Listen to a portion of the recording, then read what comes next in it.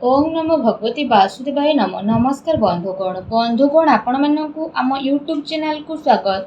एबेठु आपण होई जांतु रेडी, कारण भगवान श्री गणेश और माँ लक्ष्मी को आशीर्वाद जदि आम आपण मानकु कहिबु विशेष भावरे आपण मानकु मिलिबाकु जाउची बहुत बड़ आगामी 7 दिन रे खुशी खबर। घर घर को जाई आपण मिठा बांटिबा पई होई जिबे रेडी। जदि कहबा ए 7 दिन समय रे भगवान श्री गणेश आउ माँ लक्ष्मी को आशीर्वाद बहुत ही भल समय रहिबाकु जाउची। आज केवल नसीबवान रह ए वीडियो को ही आपण माने देखि पारिबे। बहुत ही महत्वपूर्ण वीडियो आपण मानक पई रहिबो। आपण मानक कहबो कि ए 7 दिन रे रिद्धि सिद्धिदाता भगवान श्री गणेश को आशीर्वाद गजकेशरी जोगर मध्य निर्माण हेबो। आउ एहा सहित धनर देवी माता लक्ष्मी को कृपारु महालक्ष्मी जोग, धन जोग एवं 2टी राजयोगर मध्य विशेष भाव निर्माण हेबो, जहा द्वारा ए 7 दिन समय आपणक पई बहुत ही भल दिन साब्यस्त हेबो। प्रतिटी घर को जाइके आपणक मिठा बांटिबा पई पड़िबो। विशेष भाव ए खुशी खबर आपणक प्राप्त हेबाकु जाउछि। भगवान श्री गणेश माता लक्ष्मी को आशीर्वाद ए 7 दिन रे अनेक प्रकार लाभ, धन लाभ, बड़ बड़ खुशी खबर एवं अनेक सारा लाभ आपणक प्राप्त हेबो, जहाद्वारा आपणकर संपूर्ण जीवन बदली जीव। से खुशी खबर कौन आसतु जानिबा, सेतिपई वीडियो को पूरा शेष पर्यंत देखंतु। आ शेष रे वीडियो को निहाती भाबरे देखंतु। वीडियो को आदौ भी मिस करंतु नाही, कारण ए वीडियो आपण मानक पई बहुत ही महत्वपूर्ण रहिबो। ए वीडियो रे आपणक पई आगामी 7 दिन रो संपूर्ण विषय रे सठिक राशिफल मु आपण मानक पई नै करी आसीछि। तेणु वीडियो शेष पर्यंत निश्चिंत भाबरे देखंतु।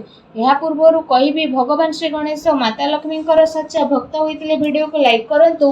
कमेंट बॉक्स रे जय श्री गणेश, जय माँ लक्ष्मी बोली अवश्य लिखंतु, जहाद्वारा आपणकर सब मनोकामना पूर्ण हेबो। आसंतु जानिबा केमिति रहइबो आपणक पई भगवान श्री गणेश माता लक्ष्मी आशीर्वाद आगामी ए 7 दिन विशेष भाव स्थिति। जदि विशेष भाव में आम आपको कहबू आपणक पई भगवान श्री गणेश माता लक्ष्मी आशीर्वाद ए दिन बहुत ही भल दिन रहिबाकु जाउछि, जहाद्वारा आपणकर सबु दुख कष्ट दूर होई जिवो। परिवार रे धन दौलत सुख समृद्धि मध्य बढ़िबो एवं जीवन साथी प्रेम संबंध आहुरी अधिक मजबूत हेबो। आपण समस्तक पई ए समय बहुत ही शुभ समय चालू अछि। आपण समस्तक पई जदि कहबा नुआ चाकरी मिलिबार विशेष रूप रे जोग मिलुछि। अचानक धन रे वृद्धि हेबो। आर्थिक पक्ष मध्य काफी मजबूत हेबार ए दिन रे विशेष भाव रे आपणक पई नजर आसुछि। जहा चाहिबे से सबु आपणक विशेष भाव रे ए सबु दिन रे प्राप्त मध्य हेबो। मानसिक भाव रे आपण खुशी मध्य अनुभव करिवे। प्रतिटी स्थिति आपणको मिलिबो। अटकी थिबा कार्य मध्य आपणकर पूरा हेबार जोग बनुछि। आपणक योग्यता एवं प्रतिभा करी लोकंक सामना को आसीबो। ता सहित आज आपणको विशेष रूप रे विजय प्राप्त हेबो। आपण आपणक दिन चर्या रे नेकी आगो को बढ़िबे, जहा द्वारा आपणकर व्यक्तित्व रे आश्चर्यजनक निखार मध्य देखिबाकू मिलिबो। संतानक शिक्षा आउ क्यारियर संबंधित कौनसी बड़ निर्णय मध्य आपण नहीं पारंती। विद्यार्थी को पाठपढ़ा आउ क्यारियर संबंधित समस्यार समाधान होई जिवो, जहा द्वारा सबुथिरु आपणको खुशी मिलिबो। आपण आपणकर कौशल क्षमतार भरपूर व्यवहार करंतु। बड़ वृद्ध लोकंकर आशीर्वाद आउ कृपा मध्य आपणको ऊपर बनी रहिबो। स्वास्थ्य रे सुधार आसीबा कारणरु आपण निज भितरे गोटे नुआ ऊर्जा को मध्य अनुभव करिवे। आ पूरा आत्मविश्वास सहित निजर कार्य प्रति ध्यान देबा आरंभ करिवे। कौनसी संपर्कियों को संबंधित कौनसी शुभ समाचार मिलबार मन प्रफुल्ल रहिबो। ता सहित जदि कहिबा आपण व्यवहार कौशल नजर आसीबे। आपण बुद्धिमत्ता होशियारी रे सब कार्य को मध्य करि नेबे, जहा द्वारा आपण को काफी खुशी रे मध्य अनुभव होई जिवो। आसंतु जानिबा आपणक पई कोन नेगेटिव रहिबो। जदि कहिबा सामाजिक मान सम्मान प्राप्त हेबार संभावना मध्य रहिछि। सेथिपई कौनसी भी कार्य को स्थिरता और गंभीरता पूर्वक नियंतु, जहा द्वारा आपणक सफलता और सम्मान मध्य प्राप्त हेबो।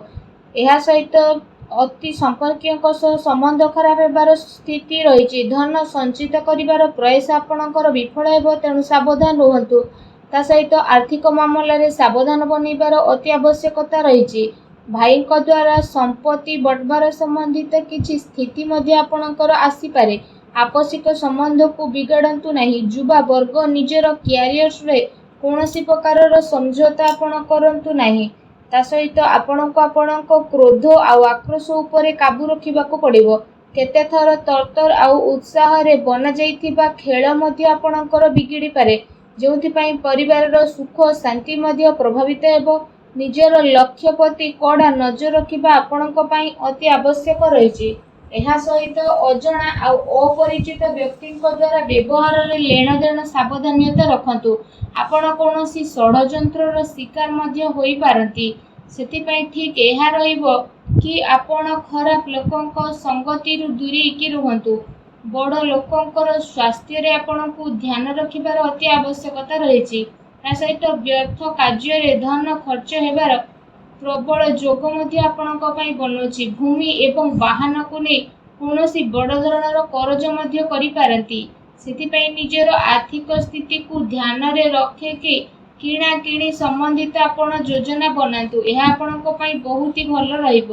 ଆସନ୍ତୁ ଜାଣିବା ଆପଣଙ୍କର ଲଭ୍ ଲାଇଫ୍ କିପରି ରହିବ। ଦାମ୍ପତ୍ୟ ଜୀବନକୁ ନେଇକି ସ୍ଥିତି ଆପଣଙ୍କର କାଫି ଭଲ ରହିବ। ଜୀବନ ସାଥୀଙ୍କ ସହ ମଧୁର ସମ୍ବନ୍ଧ ହେବା ସହିତ ଆପଣଙ୍କୁ ତାଙ୍କର ସହଯୋଗ ମଧ୍ୟ ପ୍ରାପ୍ତ ହୋଇଯିବ।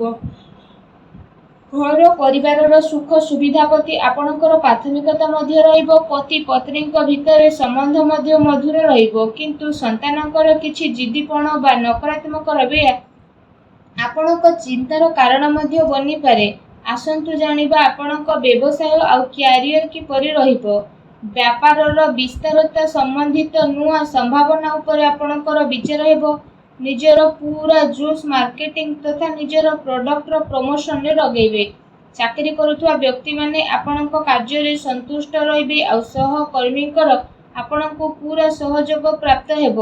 କାର୍ଯ୍ୟ ବିସ୍ତାରର ଯୋଜନା ମଧ୍ୟ ଆପଣଙ୍କର ବଦଳିବ। ତା ସହିତ ସେ ଯୋଜନାରେ ଆପଣ ପୁଣି ଥରେ ଆଗକୁ ବଢ଼ିବେ। ଏହା ସହ ଚାକିରିରେ ହାଲକା ଫୁଲକା ପ୍ରୋବ୍ଲେମ ମଧ୍ୟ ଆସିପାରେ, କିନ୍ତୁ ଆପଣ ନିଜର ବୁଦ୍ଧିମତ୍ତା ଆଉ ବ୍ୟବସାୟ ଦ୍ୱାରା ସବୁ କାର୍ଯ୍ୟରେ ଆଗକୁ ବିଶେଷ ଭାବରେ ଶାନ୍ତିପୂର୍ଣ୍ଣ ରୂପରେ ବଢ଼ି ମଧ୍ୟ ଯିବେ। କୌଣସି ବଡ଼ ଅଧିକାରୀ ବା ରାଜନୈତିକ ବ୍ୟକ୍ତିଙ୍କ ସହିତ ଆପଣଙ୍କର ସାକ୍ଷାତ ଦ୍ୱାରା ଆପଣଙ୍କ କାର୍ଯ୍ୟ ବହୁତ ଆସାନୀରେ ବନିବ, କିନ୍ତୁ କେତେ ସାରା ମାମଲାରେ ଆପଣଙ୍କର ସ୍ୱାଭିମାନ ଆପଣଙ୍କ ଉନ୍ନତିରେ ବାଧା ମଧ୍ୟ ବନିପାରେ। ସେଥିପାଇଁ ନିଜର ବ୍ୟବହାରକୁ ସାବଧାନ ରୂପକ ରଖନ୍ତୁ। ଏହା ଧ୍ୟାନ ରଖିବା ଆପଣଙ୍କ ପାଇଁ ଅତି ଆବଶ୍ୟକ ରହିଛି। ଆପଣଙ୍କର କୌଣସି ମହତ୍ତ୍ୱପୂର୍ଣ୍ଣ ବ୍ୟବସାୟିକ ଗତିବିଧି ମଧ୍ୟ ଲିକ୍ ହୋଇପାରେ। କର୍ମଚାରୀଙ୍କର ଗତିବିଧିରେ ଆପଣ ନଜର ରଖନ୍ତୁ ଏବଂ ଶୀଘ୍ର ହିଁ ସ୍ଥିତି ଆପଣଙ୍କର କାବୁରେ ଆସିଯିବ। ସେଥିପାଇଁ ଆପଣ ପୂରା ଜୋସ୍ରେ ସହିତ ନିଜର କାର୍ଯ୍ୟ ପ୍ରତି ଏକାଗ୍ର ଚିତ୍ତ ରୁହନ୍ତୁ। ଆସନ୍ତୁ ଜାଣିବା ଆପଣଙ୍କର ସ୍ୱାସ୍ଥ୍ୟ କିପରି ରହିବ। ଯଦି କହିବା ଅତ୍ୟଧିକ ପରିଶ୍ରମ କାରଣରୁ ଥକାପଣ ଏବଂ କଷ୍ଟ ଭଳି କିଛି ସମସ୍ୟା ଆପଣଙ୍କର ଉତ୍ପନ୍ନ ହୋଇପାରେ। ଏହା ସହିତ ଅଧିକ ତେଲଯୁକ୍ତ ଖାଦ୍ୟ ଖାଇବା ଠାରୁ ଦୂରେଇ ରୁହନ୍ତୁ, ଅନ୍ୟଥା ପେଟ ସମ୍ବନ୍ଧିତ ସମସ୍ୟା ଉତ୍ପନ୍ନ ହୋଇପାରେ। ସେଥିପାଇଁ ସୁପାଚ୍ୟ ଭୋଜନ ଗ୍ରହଣ କରନ୍ତୁ। ଏହା ସହିତ ନିଜ ସ୍ୱାସ୍ଥ୍ୟକୁ ଆହୁରି ଅଧିକ ଭଲ ରଖିବା ପାଇଁ ଆପଣ ପ୍ରତ୍ୟେକ ଦିନ ଯୋଗ କରନ୍ତୁ, ବ୍ୟାୟାମ କରନ୍ତୁ ଏବଂ ସୁସ୍ଥ ରୁହନ୍ତୁ। ଆସନ୍ତୁ ଆପଣଙ୍କ ପାଇଁ କ'ଣ ବିଶେଷ ଉପାୟ ରହିଛି ଏ ଦିନରେ ବିଶେଷ ଭାବରେ ଜାଣିବା। ଏ ଦିନରେ ଆପଣ ସ୍ନାନ ଆଦି ବିଶେଷ ଭାବରେ କରିସାରିବା ପରେ ଗୋଟେ ମୁଠା ଅଖଣ୍ଡ ଚାଉଳ ନିଅନ୍ତୁ। ବିଶେଷ ଭାବରେ ଯେଉଁ ଚାଉଳ ଆପଣ ନେଇଛନ୍ତି ତ ସେ ଚାଉଳ ଯେମିତି ଭାଙ୍ଗି ନଥିବ, ସେ ଚାଉଳ ଅଖଣ୍ଡିତ ଚାଉଳକୁ ଆପଣ ନିଅନ୍ତୁ ଏବଂ ସେ ଚାଉଳକୁ ନେଇକି ଆପଣ କ'ଣ କରିବେ ନା ବିଶେଷ ଭାବରେ ସ୍ନାନ କରିସାରିବା ପରେ ଗୋଟେ ମୁଠା ଚାଉଳକୁ ତ ନେବେ, ତାପରେ ଆପଣ ସେ ଗୋଟେ ମୁଠା ଚାଉଳକୁ ମା ଲକ୍ଷ୍ମୀଙ୍କୁ ସ୍ମରଣ କରିକି ପ୍ରବାହିତ ଜଳରେ ଭସେଇ ଦିଅନ୍ତୁ ଏବଂ ଏହା ସହିତ ନିଜର ମନୋକାମନା ମଧ୍ୟ ମାଗନ୍ତୁ।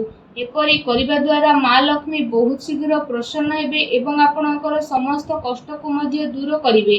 ଯାହା ବି ଆପଣଙ୍କ ଜୀବନରେ ଧନ ସମ୍ବନ୍ଧିତ ପ୍ରୋବ୍ଲେମ ଥିଲା, ସବୁ ପ୍ରୋବ୍ଲେମର ଅନ୍ତ ହେବ ଏବଂ ଏପରି କରିବା ଦ୍ୱାରା ଆପଣଙ୍କୁ ଶୀଘ୍ର ହିଁ ବିଶେଷ ଭାବରେ ଲାଭ ପ୍ରାପ୍ତି ହେବ।